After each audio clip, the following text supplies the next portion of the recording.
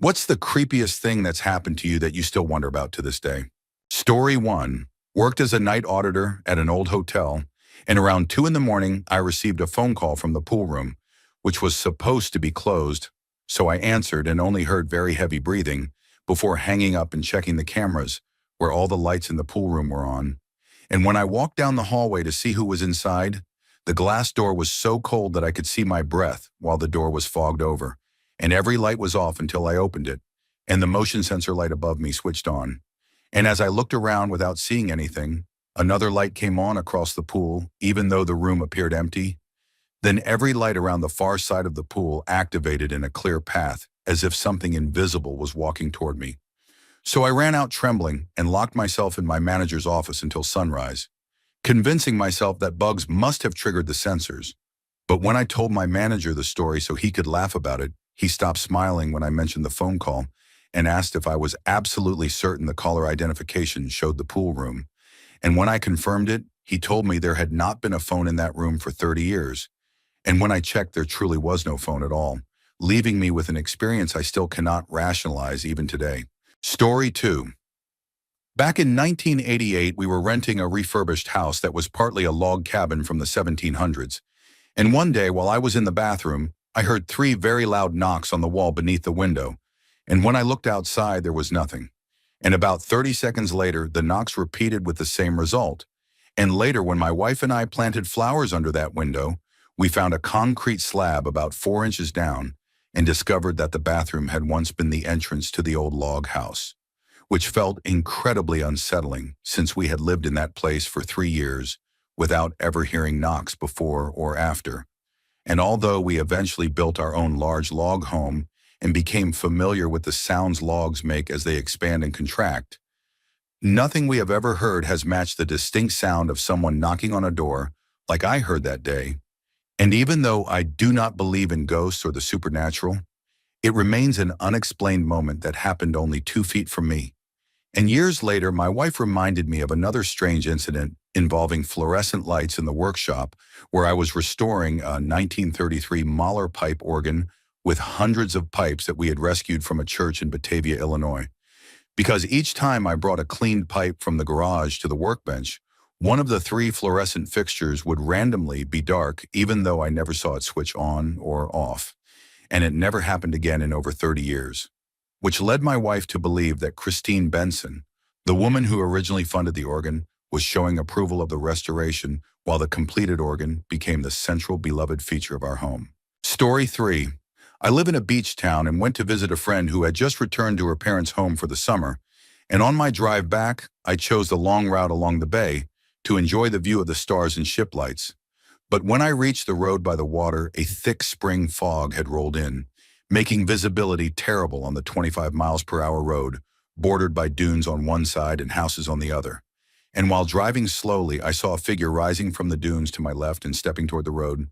So I slammed my brakes, thinking it was someone crossing to a house. And although the shape resembled a woman in a long dress, I could not see a face. And when it reached the center of the road, the figure suddenly floated upward at an angle and vanished, even though there was no beach access path there, and no explanation makes sense for the way it moved. And I sat watching until it fully disappeared while feeling deeply shaken. And even 5 to 6 years later, I can remember exactly how it moved, as if it happened yesterday. Story. Years ago, my best friend and I were sitting in a cafe when we noticed a man watching us through a mirror across the room. And something about him felt so chilling and wrong that we both silently acknowledged it before leaving and joking nervously about it, even though we were only around 16. But about a week later, he came into my workplace and stared at me without looking away, while pretending to browse without any intention of buying. And when I told a coworker and walked off, I hoped it was nothing. Even though neither my friend nor I had ever seen him before, despite living our whole lives in that community. Yet a few weeks later, while we were in a completely different part of our large city at a store we rarely visited, the same man walked in the downstairs entrance, looked directly up at us on the second level, and left us horrified as we quickly left with our friends. And soon after, he returned to my workplace, causing my coworker and manager to react immediately because even they sensed something deeply unsettling about him without needing any explanation. And when I was sent upstairs to avoid him, he followed me until my manager intervened. But before he could be removed, the man looked directly at me and asked if he made me uncomfortable. And a wave of dread hit me so suddenly that I burst into tears, something that had never happened in my life. And after that moment, the store required someone to walk me to my car after late shifts because everyone agreed his presence was disturbingly wrong. And even 9 years later, my best friend and I still talk about the terrifying energy he radiated. Story 5. One night, the door to my room began slowly creaking open, moving about half an inch at a time, and each time I looked directly at it, the movement would stop. But when I glanced back at the book I was reading, and then looked again, the door had shifted just a little farther open, continuing this unsettling pattern until it had opened almost wide enough for someone to walk through. So in a shaky but as commanding a voice as I could manage, I said, "Stop it." And the door froze mid-creak in that more than 160 years old house where everything made noise. And I was honestly almost too scared to fall asleep because I knew for a fact that there was absolutely no one else in my family home that night. And another experience was something that happened throughout my childhood on the isolated farm where I grew up, a place surrounded by woods that came right up to one side of the barn and acres of fields stretching between us and the nearest neighbor. And every night when I finished my chores, turned off the barn light and closed the door behind me, the only illumination came from a dim porch light about 40 yards away and from the moon and stars if the sky was clear. And every single night I felt something watching me from around the corner of the barn. Something I somehow knew was perched about 10 feet off the ground with glowing red eyes, radiating a feeling of evil so strong that I would run to the house as quickly as I could, completely convinced it was right behind me, even though I never told anyone about it because my parents tended to dismiss anything like that. And I did not want to be called a crybaby, which is exactly what my father would have said. And eventually I convinced myself it was nothing more than an overactive imagination, fueled by too many scary stories, until about 8 years later, when I was swapping spooky memories with my friend who had also spent her childhood on our farm. And she described feeling something tear, ifing staring at her from the exact same corner, at the same height with the same sense of red eyes, even though she had never seen anything. And my heart raced while she talked because it matched my own memories perfectly. And when I later cautiously asked my siblings without leading them, every single one of them described the exact same experience, saying that something frightening watched them from that same corner whenever they turned off the barn light. And even though I know we all grew up and outgrew those feelings, the strange part is how unlikely it seems that each of us felt the exact same thing in the exact same place for so many years. Story 6. That kind of thing used to happen to me in a room in the basement of my childhood home. A huge basement where only one room was finished for us to hang out in, while the rest looked like a dim attic filled with exposed support beams, thick cobwebs, and a decades-old furnace resting on uneven concrete. And my siblings and I spent countless hours in that finished room with a television and comfortable chairs set far inside the space, and the only doorway was positioned at the bottom of one of the two staircases leading upstairs. A staircase that always felt deeply unsettling because it creaked and crackled unpredictably and often gave each of us the sensation of being chased when we tried to go up it, while the other staircase could only be reached through the dark, unfinished side of the basement that was barely lit even on bright days and pitch black the rest of the time, with light switches and pull cords placed at awkward points designed to be turned on only while coming down from the kitchen, not from the finished room. And each of us as children felt watched by something lurking in the corner near the exit. Something that seemed to have red eyes set unnaturally high up, even though the ceiling was lower than 10 feet, giving me the impression that whatever it was spent most of its time crouching in that shadowy corner. And later in life, when I carefully asked my siblings without giving them any clues, I discovered that each of them had experienced similar frightening encounters, including my own memory from when I was about 5 years old and woke up in the middle of the night unexpectedly seated in one of the basement chairs far too close to the old television, a heavy CRT model with a column of analog buttons, which were pressed in a way that made the screen blast an overwhelming stream of loud static that filled the finished room with flickering white and gray light. And the rest of the basement behind me was pitch dark because I had apparently Walked there and positioned myself without turning anything on, something that made no sense since I did not even know sleepwalking existed at the time. And worse still, I immediately felt the familiar presence of that thing watching me from the corner while I sat frozen and silent with adrenaline pounding in my veins as the television roared louder than my heartbeat.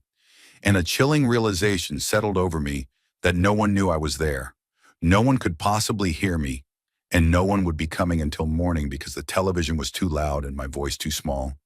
And eventually I gathered every ounce of courage and ran directly past the corner and up the stairs, flipping the light switch as I went and feeling the overwhelming sense of being followed.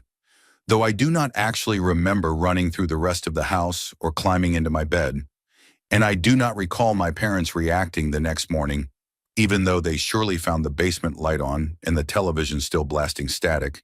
And to this day, I genuinely do not know what happened or how I ended up there.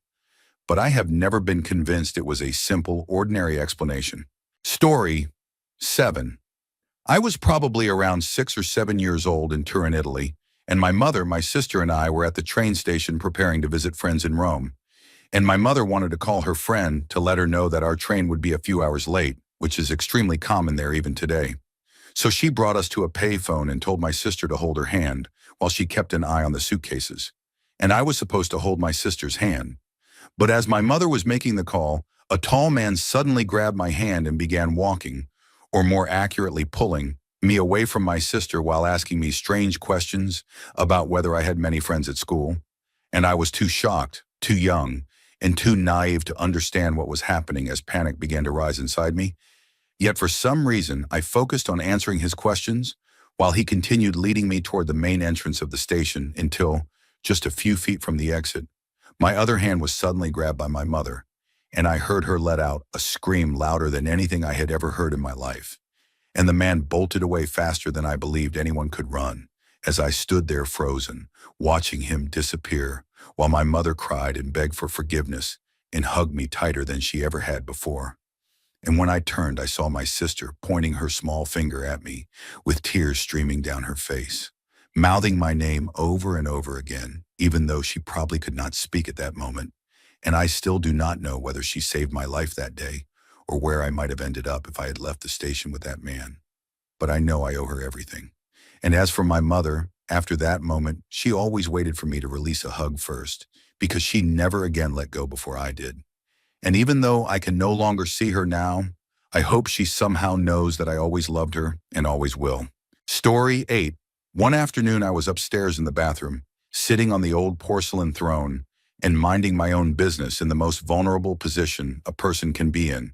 And a few feet across from me stood a tall metal towel rack where I kept a flashlight with a magnet attached because I lived in a very rural and isolated town where, for many years, the power grid was unreliable due to wind, rain, and aging transformers that flickered, failed, or even exploded until they were finally replaced over the last 5 years. But on that particular day, while I was alone in the house, the flashlight suddenly launched itself off the rack and fell at my feet.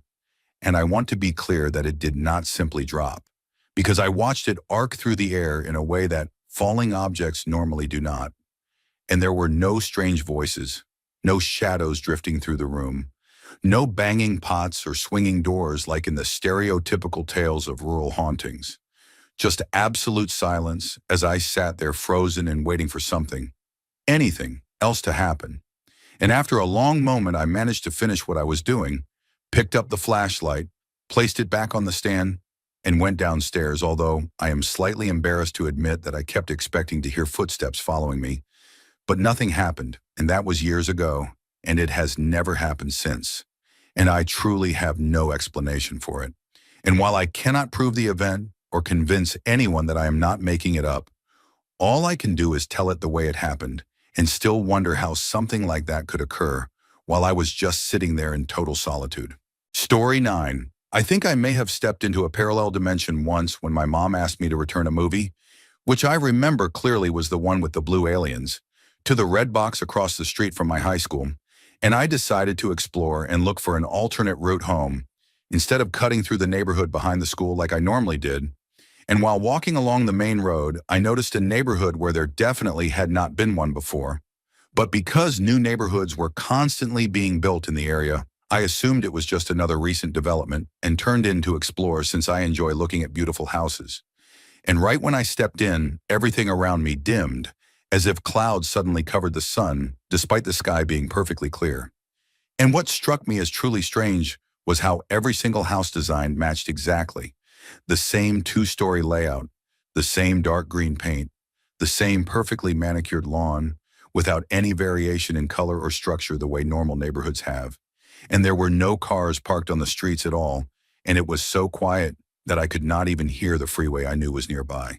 And the whole place felt surreal and wrong, like something out of a movie, until it unnerved me so much that I decided to leave. And as soon as I stepped out of the neighborhood, everything brightened back to normal.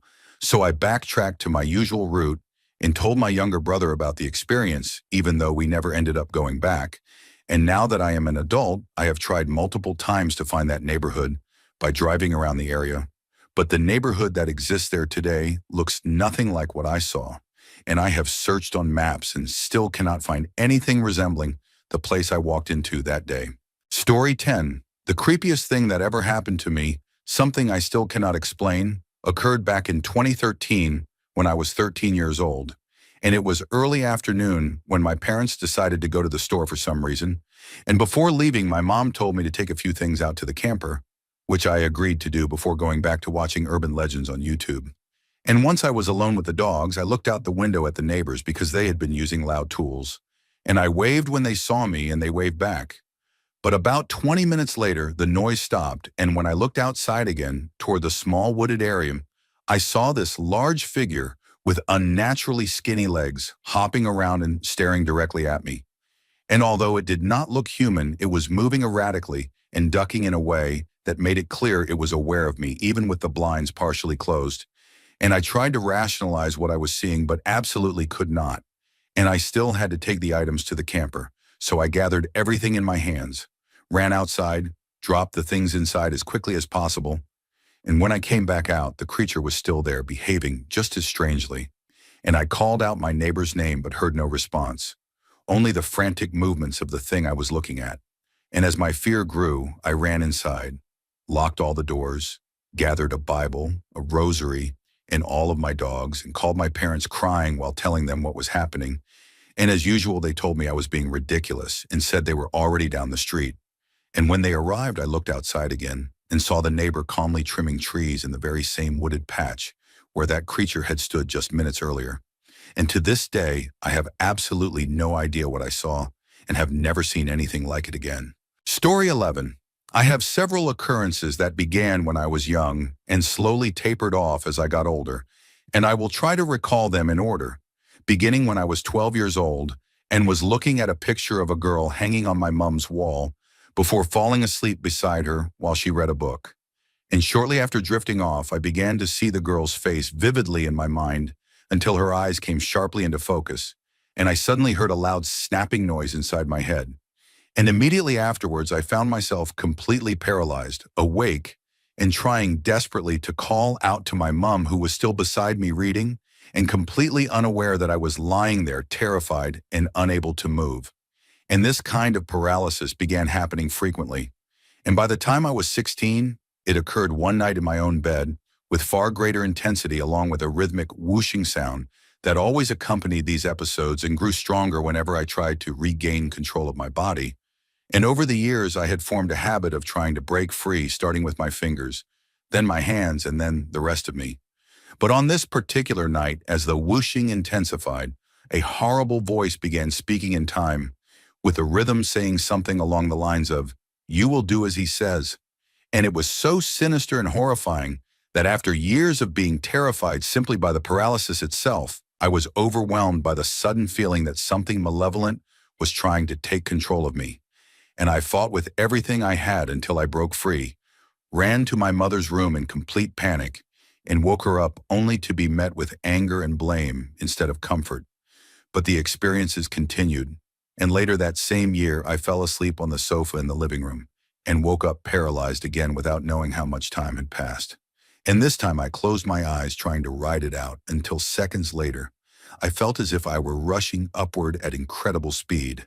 And when I panicked, Kicked and opened my eyes, I found myself floating only a hand's length from the ceiling, fully awake and aware. And when I turned, I saw my own body lying peacefully on the sofa below me. And I must mention that among my three older sisters and myself, we had all experienced unsettling things in that house that convinced us it was not normal, with two rooms standing out as especially disturbing, and each of us believing that two different presences occupied the home for reasons we never fully understood. Story 12. I had a Doberman named Zeus since I was little, as my parents got him not long after I was born, and he became my best friend who followed me everywhere. But around 8th grade, he developed a serious tumor along with a snake bite to the face, and although the snake bite eventually healed, the tumor became multiple tumors and he had to be put down soon afterward. And years later, my dad was sitting downstairs watching television when he heard a dog running down the stairs and looked up to see Zeus peeking through the railing, before turning and running back up the steps the way he used to do when checking on us. And once when I was sitting on my bed, working on something, I looked up from my laptop and saw Zeus standing in my doorway, wagging his little nub before walking off. And both my dad and I used to see him frequently, even though it has been a while now. Yet I still occasionally see shadows under my door, as if he is walking around. And another experience still shocks me because my middle school held a yearly festival called Carnival on the campus grounds. And since it was a Catholic school, there was always an unlocked church on site for anyone who wanted to go in and pray. And one night during the event, my boyfriend and one of his friends wanted to explore the church. And while they wandered around completely creeped out, I walked into the main area with the aisles leading to the altar and froze when I saw someone sitting there. And then I recognized the blue overalls, the glasses, and the pen in his pocket. Because sitting in the pew where my family always sat was my grandpa, who had passed away 3 or 4 years earlier. Story 13. When my parents divorced, I moved from the city to a small rural town when I was 12, and I often went to the arcade with a kid I befriended because $5 gave us endless games, and the owner usually fed us dinner with a hot dog and a drink. And although his slightly run-down house overlooked the town's train yard in a way that seems strange in hindsight, I stayed the night there once in his attic bedroom on the 3rd floor, with a low ceiling and a small window where you could see the entire yard and all the long trains slowly coming and going. But right before we went to sleep, I casually looked out the window and saw no trains at all across the dozens of tracks, only the silhouette of a man standing alone in the middle of the yard. And even though it was too dark and too far to see his face, I felt with absolute certainty that he was staring directly at me. And something about him felt wrong in a way I still cannot describe. And even though I was sure he could not see me in the dark attic, he remained completely still for what felt like forever, until I finally woke my friend. And when we both looked out again, the man was gone. And the memory is like a frozen image in my mind, even though I can no longer remember my friend's name, how I met him, what my school looked like, or much about that town at all.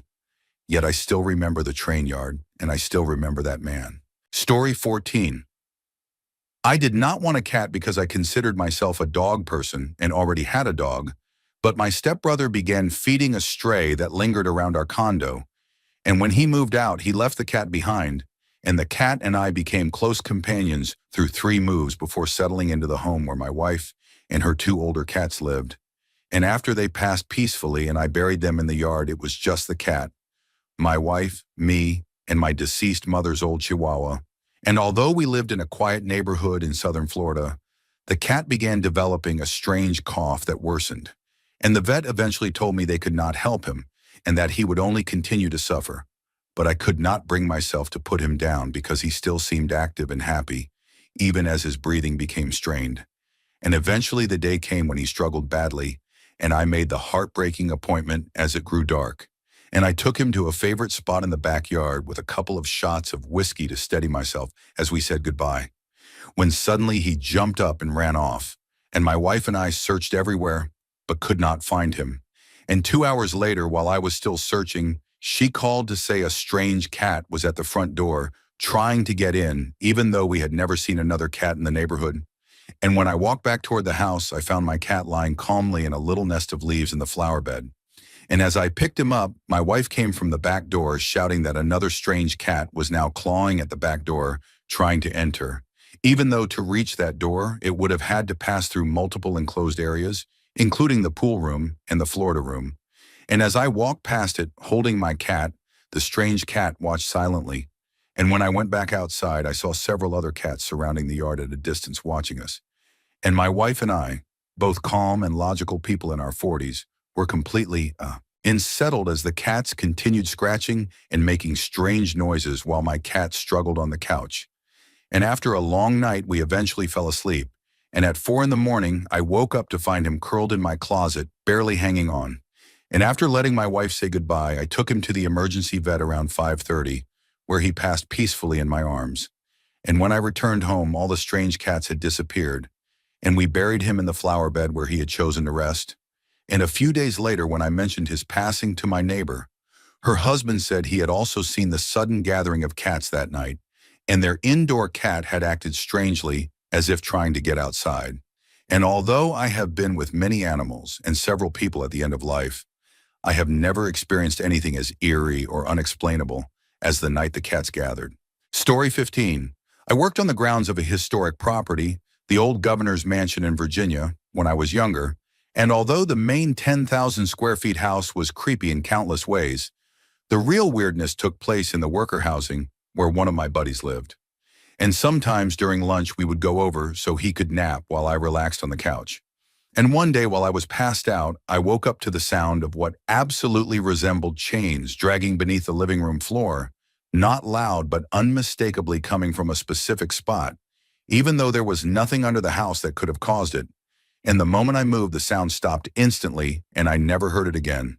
But when I asked my buddy about it, he reacted like I had guessed something impossibly specific and asked if I had really heard the chains, then explained that he had heard the same sound from the same spot for years, usually early in the morning when he was asleep on the couch, and it always woke him up and always stopped the second he became fully alert.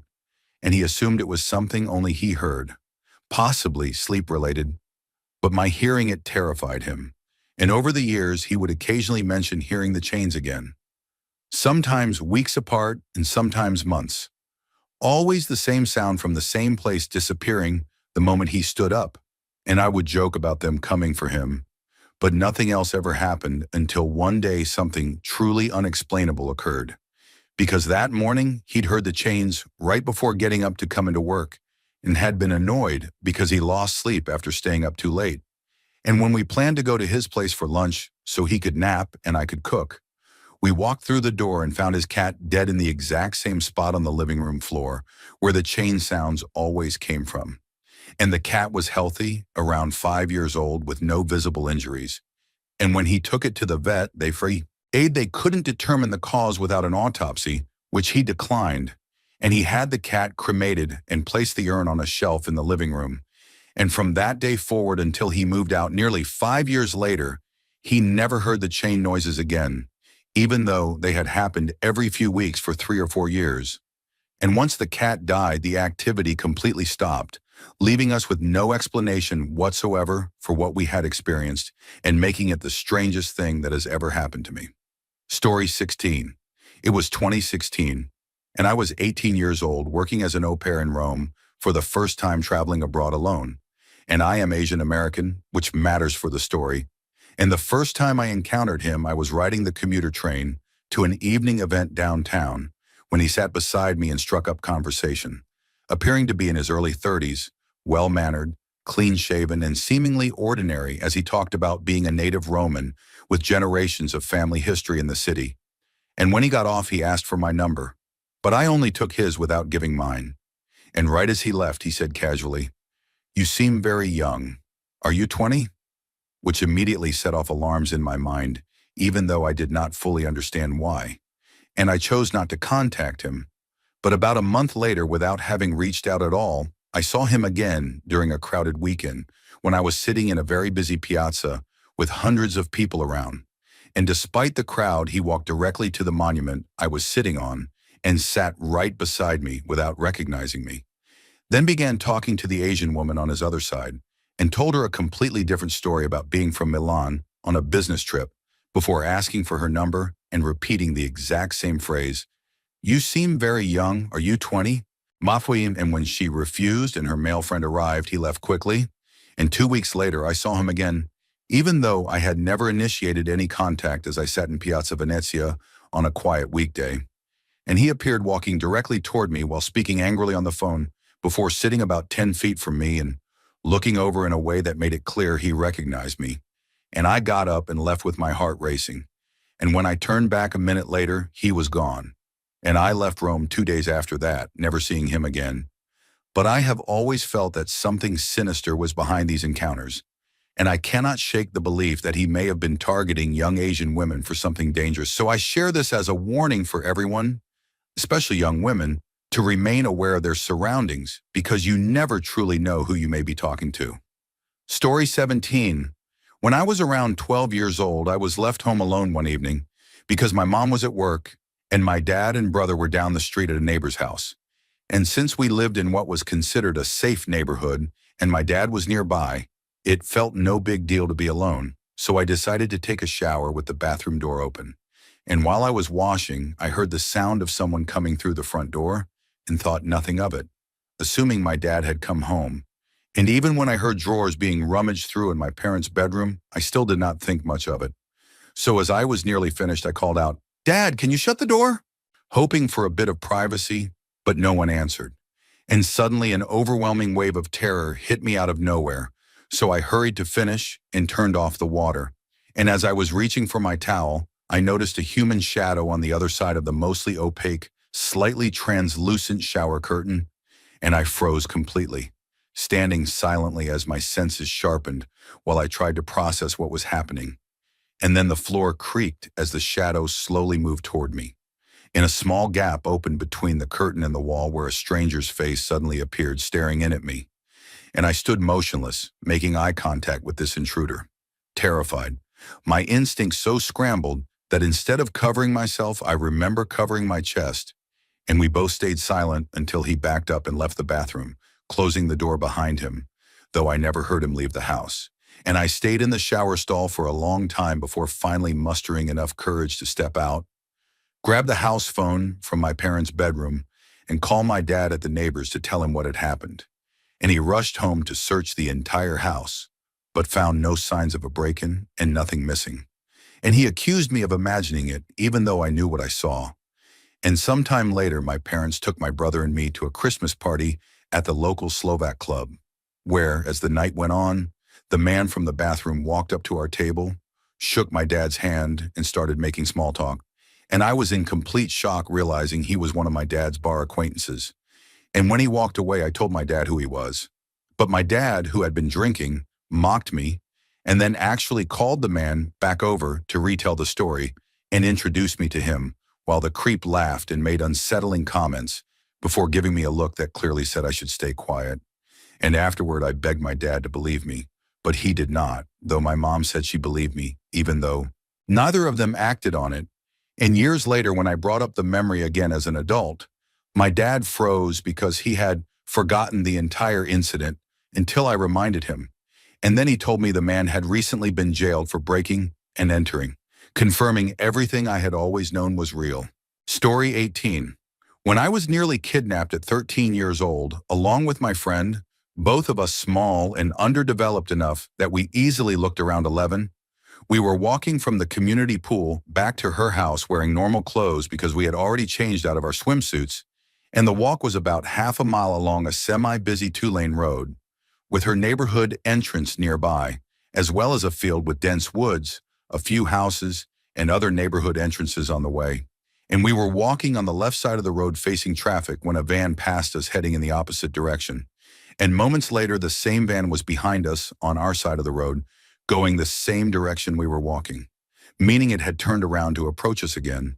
And although at first I assumed the driver had simply missed a turn, I felt a terrible dread rising even before the van came alongside us. And the scruffy man driving rolled down his window and politely asked where we were going. And although we kept walking, I instinctively said we were meeting my dad at the next house, hoping it would deter him, and he hesitated before asking if he could give us a ride. But I said no. And at that moment, another car approached behind the van, forcing the van to move or draw attention. Yet the van lingered just long enough for the rear door to suddenly slide open violently, revealing a second man hidden inside who shouted for us to get into the van. And right then, the car behind them honked loudly. And as I looked back, I must have appeared terrified because the driver of that car got out and asked what was happening, though I did not trust them either in that moment. And I took their interruption as our one chance to escape, grabbing my friend's wrist and running full speed into the field. And as soon as we bolted, the man in the van sped into a nearby neighborhood on his side of the road, and my friend, knowing the area, led us through a shortcut in the woods, into a neighborhood where we could cut through yards to reach her home without returning to the main road. And we ran the entire way despite branches and bushes slowing us down. And when we finally made it into her house, we kept repeating, "What just happened? We are so lucky to be alive," before hugging and watching Scrubs on DVD to calm ourselves. And when her mom arrived, she immediately noticed we were scratched and dirty. And after hearing what happened, she called her police friend, who later told us they had found two men matching the description in a very specific type of van, though we never asked for details afterward because we just wanted to forget. But I have never forgotten how close we came to disappearing that day around 2006. Story 19. When I was around 12 years old, a few neighborhood friends and I decided we would try a seance. Nothing serious because we were young and clueless. So in the middle of the day, we turned off all the lights in my friend's bedroom and started asking the typical dramatic questions like, "Spirits, if you are here, give us a sign." And nothing happened. And then, "Spirits, if you are here, make a noise." And still nothing. And after about 10 minutes of repeating variations of the same questions, the last thing we asked was, "Spirits, if you are here, turn on the computer." And at that exact moment, the house phone rang, which made all of us scream before laughing about the timing. And about 2 minutes later, my friend's mom ran upstairs and told me I needed to take the call in her bedroom. And she held my hand while I talked to my mom, who told me she was coming to get me because my uncle had just attempted to take his own life, but survived. And I panicked and ran out crying until my mom picked me up and we went to the hospital. And to this day, more than 25 years later, my uncle still swears he was not suicidal, had never been depressed, and has no explanation for how it happened, saying he had been cleaning things in the basement of my great-grandmother's house where he lived at the time, and found a gun that had belonged to his father, loaded, and said he completely blanked out after picking it up until the moment it fired. And he said he put it in his mouth and pulled the trigger, and it did not go off, then put it to his temple, and again it did not fire, and then pulled it away from his head and shot it into the air where it finally discharged. And only then did he snap out of whatever state he was in and realize what he was doing. And he called the ambulance himself and checked in for help because he could not explain where the feeling came from or why he acted the way he did. And I still believe that something sinister and unseen was connected to that seance and somehow manifested through him after we foolishly asked for things we did not understand. Story 20. My family has lived in the same house since I was 4 years old, a house built in 1907. And while many people claim their homes are haunted, we are absolutely certain ours is, to the point that even my dad, the most skeptical person imaginable, has become a believer. And although listing everything would take 10 pages, the major events include objects moving by themselves, the stove turning on right in front of us multiple times, a table in the entryway that never stays where it is placed, doors opening and closing on their own, constant footsteps on the stairs daily, the upstairs bathroom faucets turning on by themselves, even though we have never witnessed it happening. And during a time my bathroom was being remodeled, I used the one bathroom without an exhaust fan and came out of the shower to find a shoe drawn perfectly in the fogged mirror, along with endless strange noises from the basement. And over the years, almost every person who has ever spent the night at our house has left believing in ghosts regardless of their beliefs beforehand, with multiple friends leaving in the middle of the night as teenagers because the house terrified them. But my parents love the house so much that they refuse to move after all the work they have put into restoring it. And although nothing has ever harmed us and the ghosts do not feel malicious, I had never actually seen an apparition until the other night, and neither had anyone in my family, even with all the strange activity. And it happened when I was sitting on my bed on the top floor across from my twin brother's room around 11 at night when I heard footsteps on the stairs and looked up expecting no one because there never is. But a boy walked straight into my room physically, solidly, in full detail, and because I have two brothers on the second floor, one 15 and one the other triplet, I assumed he was one of their friends and got freaked out that he would walk into my room so late, and he stood in the middle of the room several feet away looking confused. So I ran past him and into my brother's room saying there was a boy acting strange in my room. But my brother said he had no friend over, and when we rushed back he was gone. And after checking the closet, under the bed, and even the balcony, which was double locked and would have creaked loudly if opened, we found no trace of anyone. And after asking my other brothers if they had friends over and waking up my parents, my dad and brothers searched the entire house while me and my mom waited outside, and they found nothing and no unlocked doors. And even the police who arrived found nothing and told me I must have been dreaming. But I know I was awake, and after everything that has happened, we are almost certain the boy was a ghost. Story 21. Years ago, when my dad was working during harvest season, I was watched by my sitter for the weekend, and she did not have her car because it was in the shop. So we walked more than a mile downtown to retrieve it, but accidentally passed the repair shop and ended up at an auto parts store before turning back the other way. And I was around 6 years old with long hair because my dad loved heavy metal, and I was wearing sweats because it was cold. And although that day seemed completely ordinary, something happened 15 years later when I was sitting in my pickup truck at that exact same auto parts store and saw an older woman walking with a boy around 6 years old who looked exactly like me at that age with the same long hair, the same face, and even the same outfit. And to my shock, the woman was unmistakably my sitter, even though she had passed away around 8 years after that childhood day. And it felt as if for a brief moment the past and present had collided, and those 2 points in time brushed against each other. And although someone could argue it was just a resemblance, I felt an eerie chill through my spine and genuinely wanted to get out and say hello, but something kept me from approaching them, as if the universe would not allow interference with the past. And they walked the same way and repeated the exact movements I remembered before disappearing. And by the time I stepped out to look again, they were gone without a trace.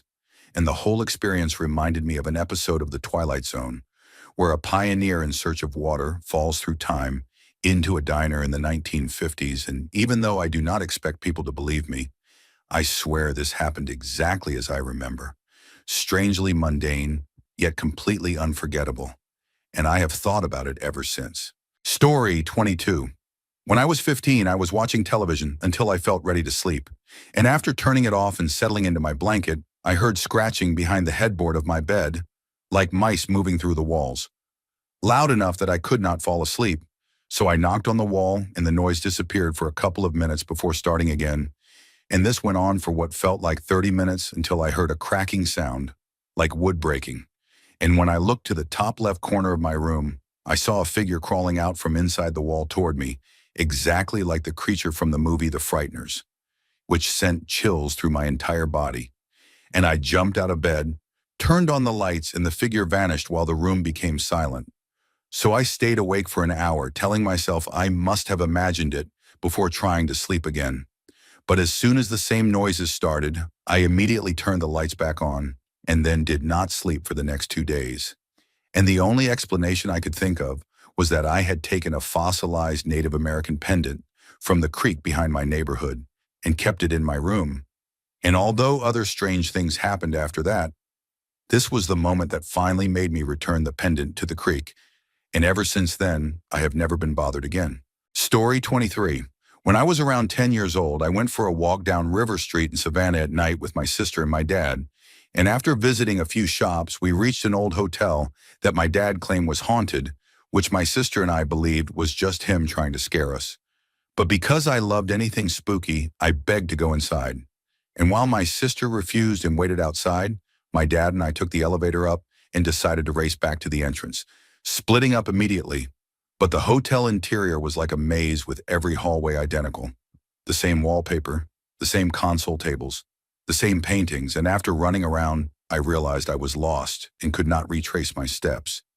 And that was when I heard my sister's voice calling my name, sounding irritated as if I had taken too long. And feeling relieved, I ran toward the sound. But no matter how much I followed her voice, I never got closer. And each turn only led to another identical hallway, and an overwhelming sense came over me that I was being lured. So I trusted my instincts and ran the opposite direction until I finally found the elevator and got out. And when I stepped outside, my dad and sister were already there sitting by the entrance. And when I asked how my sister got out before me, she said she had never gone inside at all. And when I told them what happened, my dad only laughed and reminded us. He said the place was haunted while my sister and I were shaken. And she said this was exactly why she did not mess around with spirits. And I still think about that night even now. Story 24. I had a mysterious but heartwarming experience that still has no explanation other than feeling like a message from somewhere beyond. Because my grandpa was a brilliant but very serious man who never showed emotion no matter how heartfelt you were with him. And while he was being treated for lung cancer, we planned to visit him, but the hospital went into lockdown due to a virus. And 2 days later, I received the call that he had passed away without us getting to see him one last time. And in our tradition, the whole family gathers to mourn together. So on my way home, I bought a bottle of whiskey for the gathering and a can of cola for myself, even though I was not much of a drinker.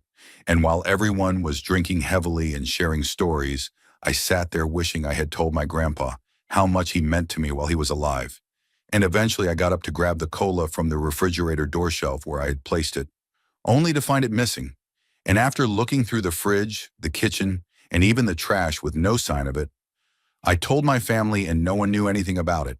So I checked the fridge again, and suddenly the can was hidden behind bowls on the top shelf where we never put drinks because they freeze there.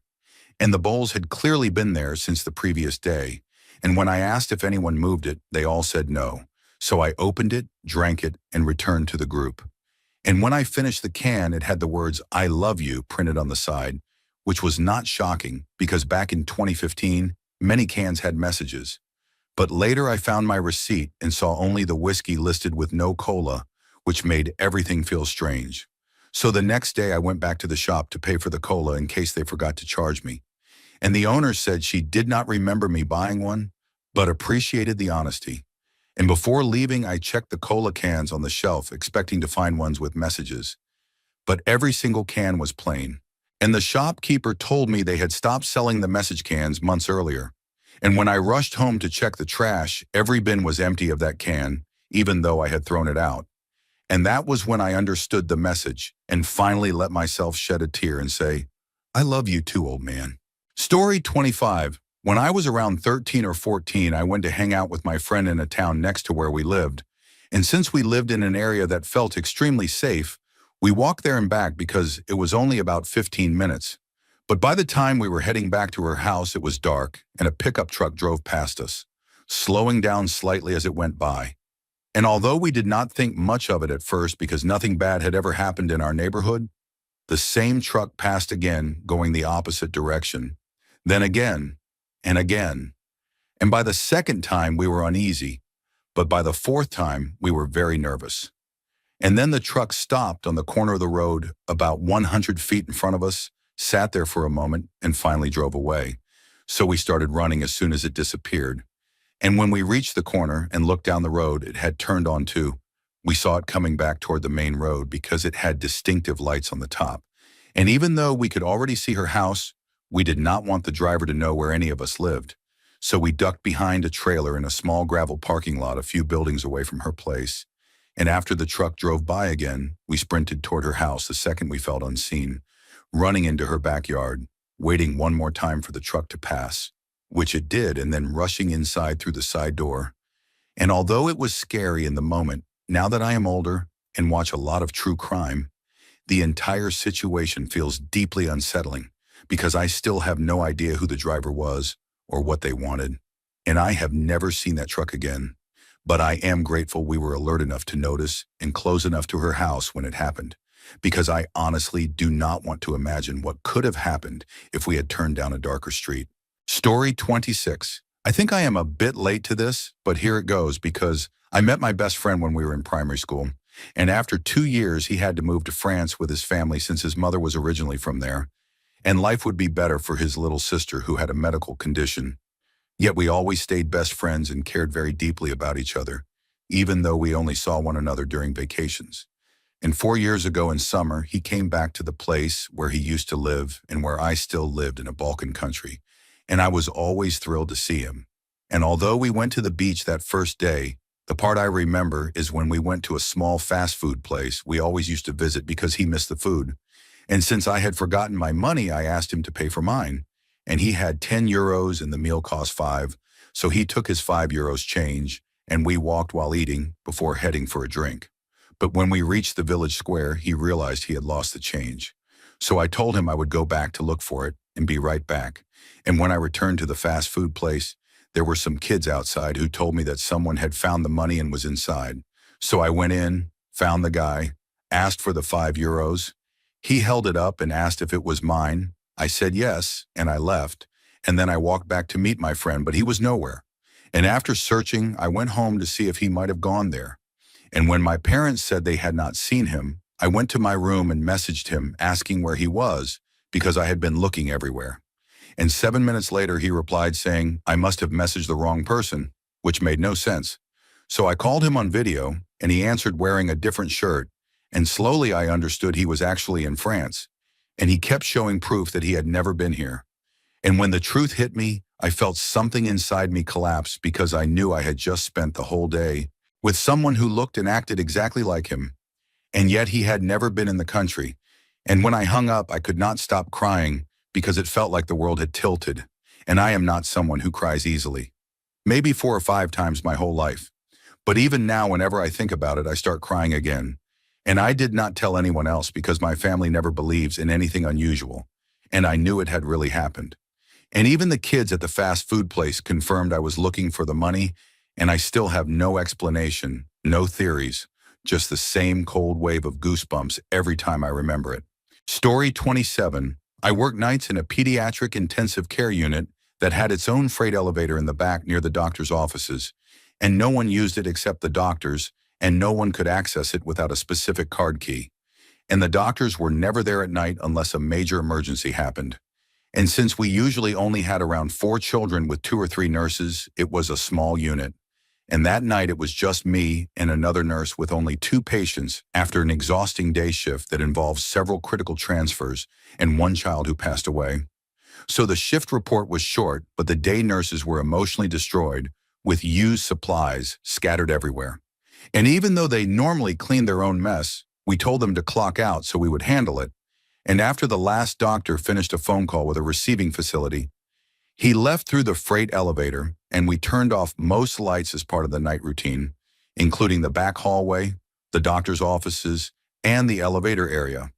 And after assessing our patients, restocking crash carts, and cleaning the unit, we were playing Phase 10 at the nurse's station when we suddenly heard the freight elevator ding, even though no one was there.